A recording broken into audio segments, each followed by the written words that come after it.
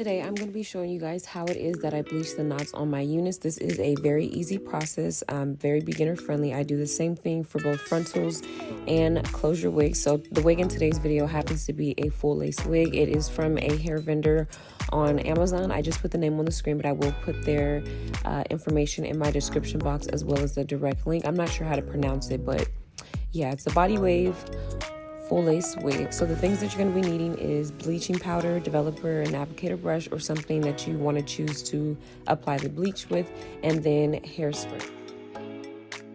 The bleach that I'm going to be using is the Clairol BW2 bleach. There is other bleaches out there, but I find that this one works a little bit better for me. And then in terms of developer, this is the Clairol 40 volume developer, and I also have the Salon Care 30 volume developer. So the difference between these two is that one of them is a cream developer, the other one is clear, meaning that it is the form of a liquid. Now normally I do use the 40 volume developer, but I don't think I have enough to kind of stretch it for this video, so I'm just going to go ahead and end up using the 30. So what I'm going to start by doing is taking some hairspray, and you can use any hairspray of choice. The purpose of doing this is just to push all of the hair back to get it out of the way, so that when we do apply the bleach, none of it actually gets on the little hairs that are sticking out on the hairline. So I'm going to go ahead and do that all over this entire wig, and then I'm going to go ahead and start to mix the bleach. Now, as far as how many cups that I use for the bleach, I'm going to go ahead and use 1.5 cups. So I'm just going to use the little cup thing that comes in the bleach bucket, and that's going to be my measurement for bleach.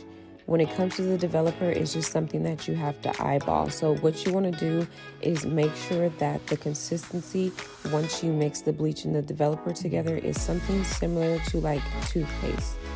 That's honestly the best way that I can describe it. If you find that your mixture is too watery, then go back and add more of the bleaching powder. If you find that it is too thick, then thin it out and add a little bit more of the developer. So it's something that you're going to have to play around with, but essentially when you put it on the applicator brush, it shouldn't really move like that. That's how you know that you got a pretty good consistency. So that's normally what it is that I aim for.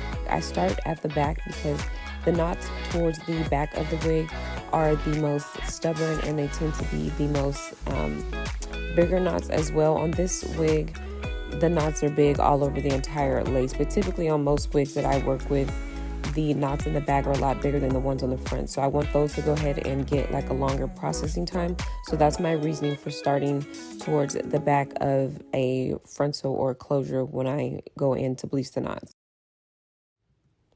Now, one very important tip when applying the bleach mixture onto the lace is you don't want to press it in too hard, because that will cause the bleach mixture to seep onto the actual hair, and then the hair will end up getting bleached. So we don't want the bleach to seep through the knots at all. So I'm gently pressing it on. I'm not being too rough or anything like that. I will transition to a plastic knife in a moment, because I feel like for me personally, that's a lot easier to get the bleach onto the knots, in my opinion.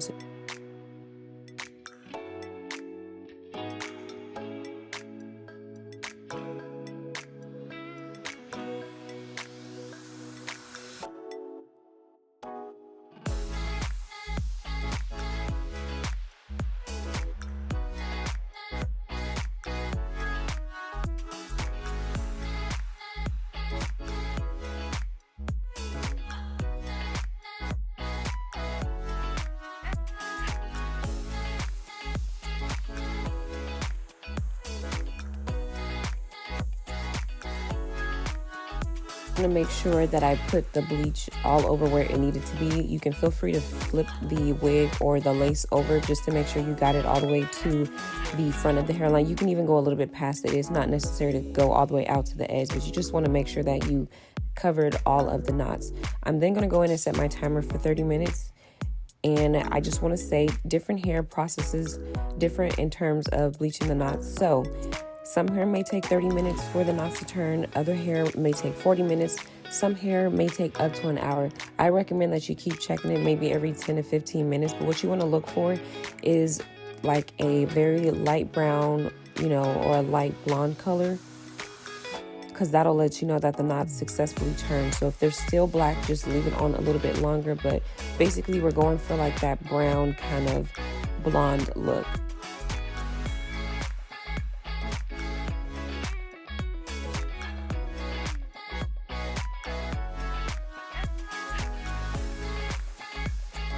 what you're going to see me do is you're going to see me use the Shimmer Lights shampoo. This is a purple shampoo that is going to remove any of that brassiness that is on the lace, so that it doesn't look so orange once it's up against our skin tone. So just for video purposes, I'm just doing this in the area that I'm in, but typically I would do this in the bathroom in the sink. I'm just showing you guys that I'm applying the purple shampoo all under the lace, on all over the hairline.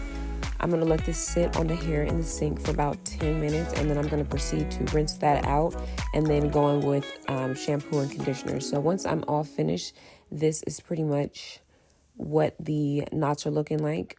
Something I like to do that has helped me very much when I pluck my wigs now is to put a white towel or a paper towel on the mannequin head, so that way when I put the lace on top of it, I could see it a lot more better than it being on the beige canvas head.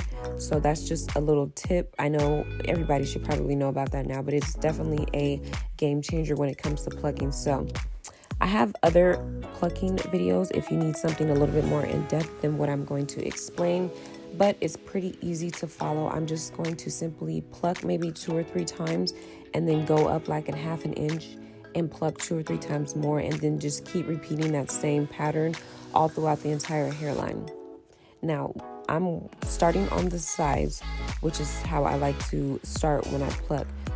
So when I get to the middle of the hair, I'm not going to pluck it as much as I'm plucking the sides. I'm still going to follow the same method, but I'm not going to pluck it too much, just because I don't want to have like a very uneven part when I go to part this hair down the middle or down the side for that matter. So if you want to, you could go ahead and part out your part now and then go ahead and pluck it while your part is already in place, if you don't think that you would be able to pluck it without having your part made, just so that you definitely don't mess up the hair. Because I've done that before. When I first started plucking, I would pluck the entire hairline left to right, but then when I would go and try to do a side part or a middle part, it just looked really bad and uneven, and there's really no way to fix it once you get to that point. So just make sure you take your time, make sure you get a good set of tweezers. The tweezers that I'm using are by Tweezerman. This is the mini pair of slant tweezers, but I do have the full size ones, but I find that I like using this one a little bit better.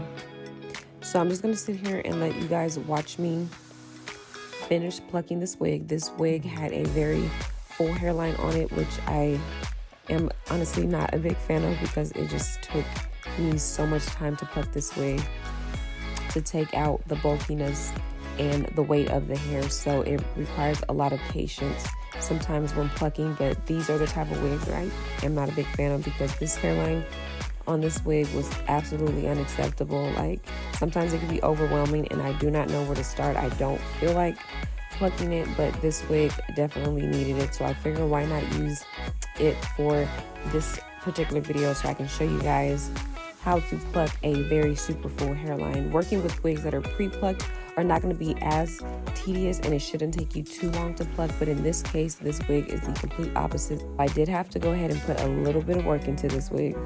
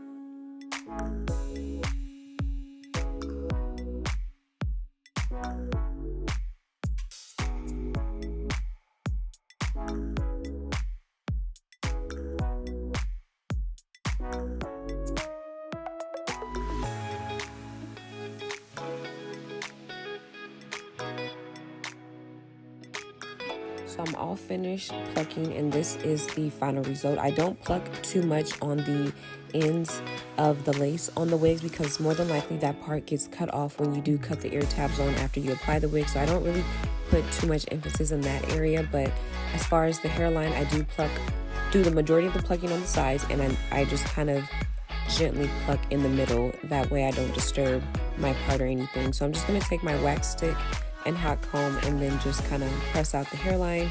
And that concludes this video. I do hope that you guys found this video helpful. Hopefully it was very easy to follow. Thank you guys so much for watching, and I will see you guys in my next video.